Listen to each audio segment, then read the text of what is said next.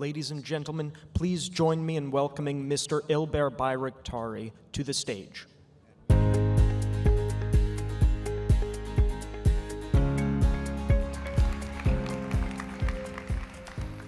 Hi, good morning, everyone. On behalf of the Special Competitive Studies Project, it is my privilege to welcome you to this fourth exchange on innovation and national security. I will be brief this morning, but would like to share three quick things with you all. First, I want to thank all of you for joining us today, and hopefully over the next 3 days. There's never a shortage of great events in DC and across the nation, and I'm sure your inboxes got full over the weekend with new tasks and demands, so we really appreciate you taking the time to be with us today. We are truly grateful, and we have done our very best to make sure that this is a special event. We've spared no effort, no resource, and no attention to detail to ensure that this event is really worthy of your time. And what makes this event special, I think, is that it was inspired by and it seeks to advance the legacy of Dr. Ash Carter, the 25th U.S. Secretary of Defense, who unfortunately we lost way too early in 2022. For it was Dr. Carter who had a unique vision on how to bridge innovation and national security. So that remains the purpose of the exchange, to bring together pioneers and champions of innovations and visionaries like yourself from the government, private sector, and scientific community to examine how we can bridge innovation and national security. So allow me please to thank Mrs. Stephanie Carter, who you will hear from shortly, who has been our partner and co-creator of the exchange. Her strength in turning unimaginable loss into action is equally matched by her great ideas, her creativity, and boundless energy. So thank you, Stephanie. Another essential partner in putting the exchange together is Julie Park, who's sitting here in the front row. Julie was by Dr. Carter's side throughout all of his successes and grueling tasks at the Pentagon. And no one can recall or articulate his legacy better than Julie. So thank you very much, Julie. Now let me thank our incredible speakers, 76 of them, who are joining us over the course of 3 days here at the Exchange. There are some of our nation's senior-most defense leaders, creative innovators, successful entrepreneurs, and accomplished researchers. And it is our privilege to be welcoming shortly the Vice President of Taiwan, who will be joining us live from Taipei. And at a time when our foreign adversaries are harboring hopes that we have lost the ability to talk to one another, the coming together of incredible speakers at this exchange sends a powerful message that their hopes are just illusions. Each of the speakers, in their own way, represent the best that America and our allies have to offer. The best vision, the best ideas, the best products, the best companies, or best research findings. And having them all join us is a tremendous privilege. Now, let me also briefly thank Team SCSP, our entire defense team, but particularly Luke and Dennis, who generated the substance for and thought through every detail of planning this exchange. Our multimedia team, who made sure that you all knew about this event. And then our leadership team, Illy, Mike, Angela, and Jennifer, whose can-do attitude translated what was just once an idea into a series of exchanges. And of course, our chair, Dr. Eric Schmidt, whose generosity and commitment to ensuring that America wins the current geopolitical and technological competition, particularly with the PRC, enabled this exchange. Dr. Carter skillfully recruited Dr. Schmidt from Google to be the inaugural head of the Defense Innovation Board at the Pentagon when he created it in 2016.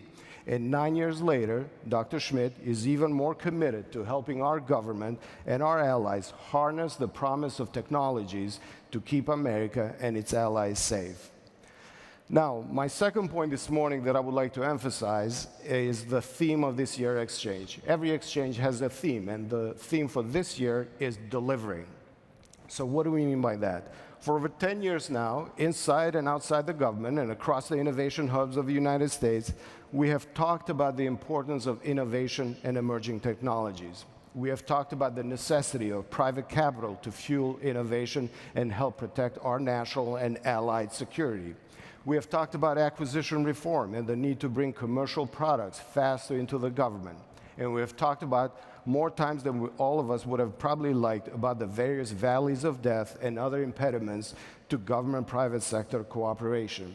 So this year, for each of our fireside chats, panels, and keynote remarks, we have asked our speakers to focus on delivering. Are we, in fact, delivering innovation, technologies, national and allied security, and better outcomes? And I encourage all of you to approach every talk on this stage with that test question in mind. Are we delivering innovation and national security, and are we delivering fast enough?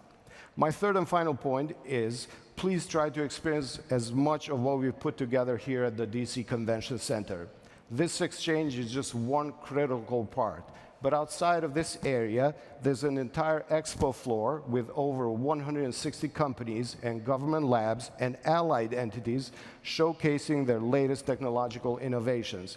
We have 4 additional stages throughout the floor that will feature over 400 speakers. We have an entire AI talent corner looking at the impact of AI on the future of work.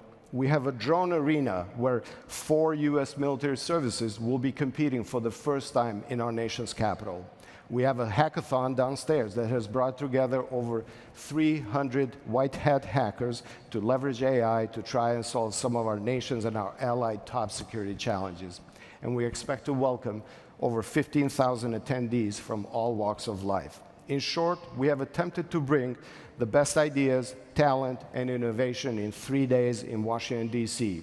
10 years ago, Dr. Carter became the first U.S. Secretary of Defense to visit Silicon Valley in over 2 decades.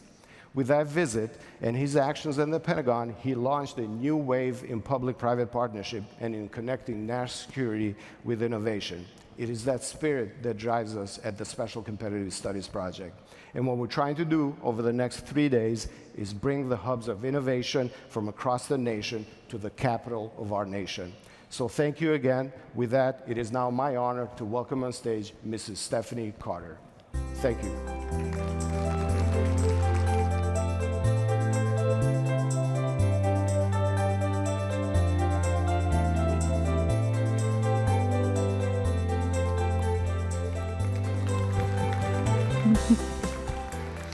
Good morning, everybody. For those of you that don't know, and also I want to say thank you to Ylber, to SCSP. Ash died in October, and the following spring, Ylber asked me if I would just be open to having something to continue his legacy, and I said yes, and it's become a really important part of my life, and I really think that SCSP always does him proud.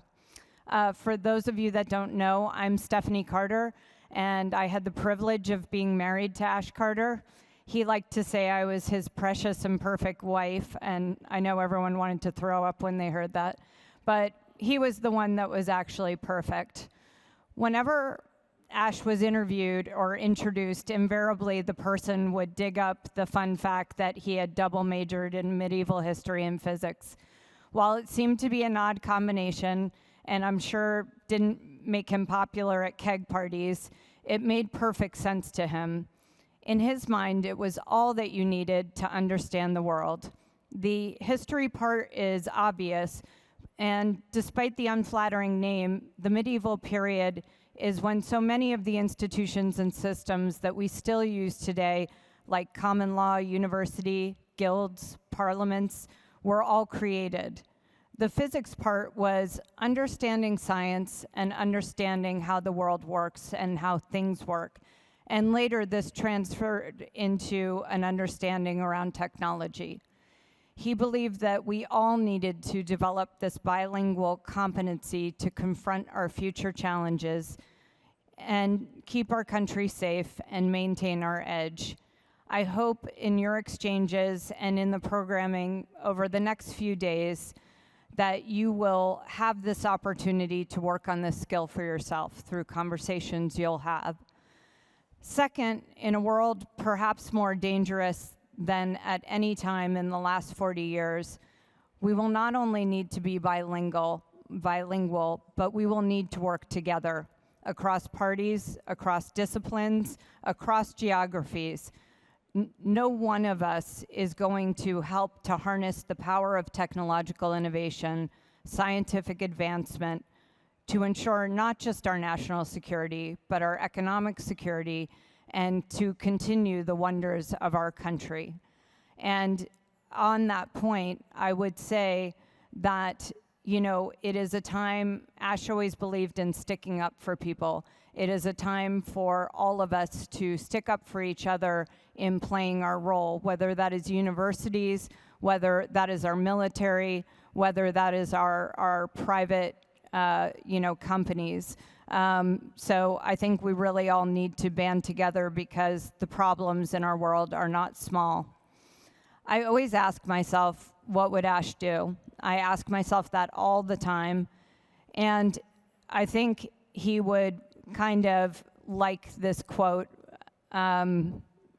This would be his message to us: to do all the good you can, by all the means you can, in all the ways you can, in all the places you can, and at all times you can, to all the people you can, as long as ever you can. And I think that's what this conference is about. Thank you for being here, and thank you for what each of you individually do to ensure our innovative edge and to ensure our national security. And God bless America, and God bless you. Thank you.